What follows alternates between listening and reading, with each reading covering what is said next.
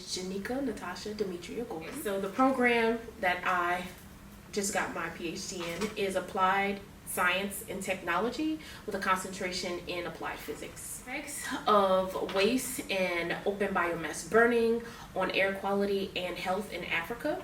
And so that basically entails 3 different parts where we looked at laboratory measurements of different biofuels, and also we looked at a 3D global chemical transport model that we were able to study different combustion sources and look at their effects on air quality and health in Africa. And also the last part was to actually do a field campaign in one country in southern Africa, which was called Botswana, where we studied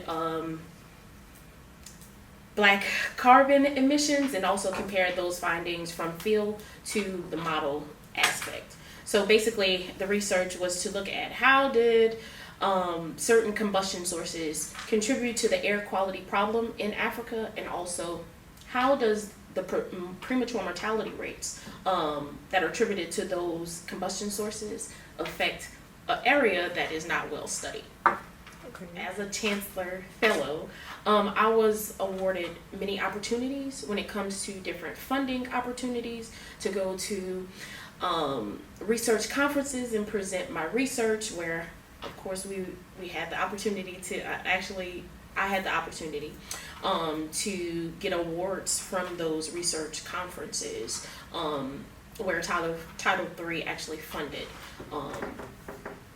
those endeavors. And also when it came to research wise, Title III also funded certain instruments that we were able to use for the research, like going back to what I said about the field measurements that we actually did in Africa. One of the devices that Title III actually paid for, I was actually able to use it when we were at that field campaign. So Title III has been one of the saving graces.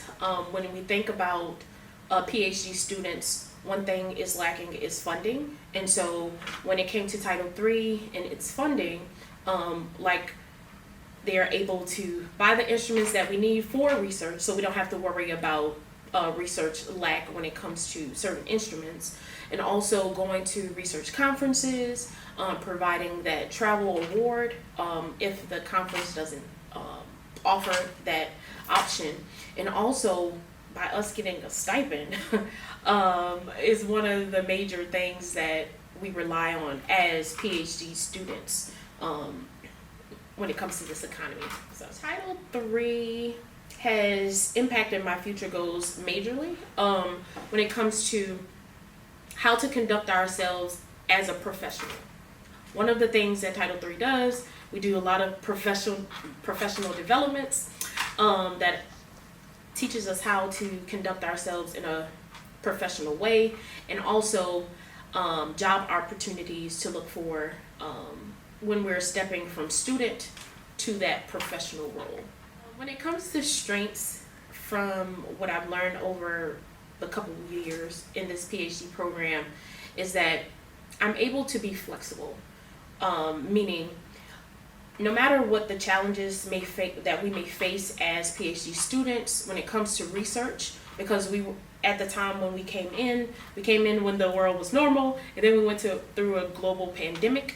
So going from being normal to the global pandemic and how to actually conduct research during that time, I've learned to be very flexible. So going back to that strength of being flexible, how to adapt when it comes to research challenges, and also if we're not on campus, how can research move forward? The challenges, going back to what I said about the global pandemic, where we were still, during that time, I was still taking classes. So moving from being in person, taking just for example, a statistics class, and then moving to a computer taking a statistics class, it was very challenging during that time. And also during it, we still had to do research. So my research at that time was just based off of my global chemical transport model, where I was able to work from home to conduct research. Throughout my time, I have acquired a lot of skills, ranging from soft skills to technical skills, going back from when I first started using the global chemical transport model. I use a Linux interface, and also I program using Python code. And so at the beginning, I had no idea how to run the codes or use a Linux interface. That's one of the skills that I acquired. Also data analysis, going back to that statistical analysis as well, and also how to conduct myself when it comes to telling about my research to anybody that does not have no kind of clue about what effects on African air quality. Who wants to know about African air quality, right? And so how can I convey how is my research important to just anybody that I walk up on the street? One of the accomplishments that I have acquired during this time is the publications. I know that the degree requires a certain number of publications, first author, second author, and the list goes on. But to see how impactful those publications are when they are cited in research, and how people are excited about the papers that we actually publish, and Title III also funded those publications as well. So one piece of advice that I would give the future PhD students and also potential PhD graduates is that learn to form that community within the Title III Fellows. One of my cohorts that I actually graduated with in 2024 was one of the pushers, so to say, when it came to my dissertation writing for this final stretch for graduation. Because that cohort that you come in with, those are the people that you'll see in those group classes that you take at the beginning, but also after, when you're finished your coursework, you're able to reach out to someone and, hey, how are you doing? You know, what is your mental state right now? How is writing going? And those are the potential people that will encourage you during your process, especially that time when you have to do those publications, you have to do those preliminary exams, and also that dissertation writing, where sometimes you do feel defeated because the weight of said requirements. But if you have that cohort or that community that you form within Title III, you'll be able to see, okay, I'm just not by myself during this process. But there are actually other people that are going through this, and we can make it together if we just encourage one another. So my future plans, since I've already graduated, is to acquire a job that is actually in my field. So I've been sending out applications for environmental specialists, air quality environmental specialists, or so, but I'm just waiting to hear back. Of course, but that's my future plans, to acquire a job that's in my field, so that my overall goal is to, how can I use my degree for my community, and also have those topics, talk about those topics that are not readily available in certain communities, like underserved, that's the word, underserved communities that actually don't have all the resources when it comes to how is air quality important to me, how is it affecting my human health by if we stay close to power plants, right? What does that help? So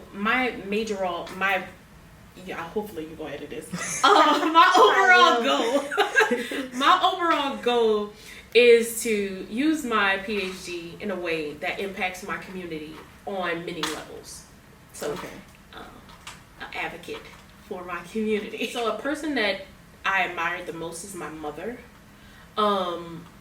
This goes far beyond any surface that I can just think about, but her ability to push forward through all oppositions and obstacles in life and tells us that we have everything at our fingertips that we need to be successful, and always is that voice that when we feel discouraged, it's just, what does mom say? My mom has always said, you're going to be fill in the blank, right? She has always said, hello, Dr. Gordon. And even in times where I didn't even believe it myself. So my mom is my greatest motivator outside of any institution. My undergraduate professor, his name is Dr. Joe Omajola, and he always seen a spark in me and said, oh yeah, you're going to be something. I was like, I don't know, Dr. O. That's his name, Dr. O. He was my math professor, and I graduated with a math degree in my undergrad, but he has always been like, you can do it, I believe in you, just go ahead. So Title III fellow, by going back to the funding opportunities that the program actually awards us, there's actually a person that's coming in under applied physics, where I was in applied physics as well, and she's seeking an opportunity to get the Chancellor's Fellow as well. And so by seeing those people, like, I just got the news from my professor that I'm one of the first applied physics PhD graduates, by me being a black female, in the department, like overall. And so here, where you have the opportunity of other people coming behind you, seeing your success from the funding opportunities, the research opportunities from Title III, and also by us being the advocate for Title III, just saying, yeah, come on, you should go and apply. Ms. Sanders is such a hands-on person, and she's always an encourager, even at the beginning. So by seeing a success in applied physics, by me being a black female in applied physics, I also just want to be that person that just says, yes, you can go through that Title III program and also get your degree in applied physics.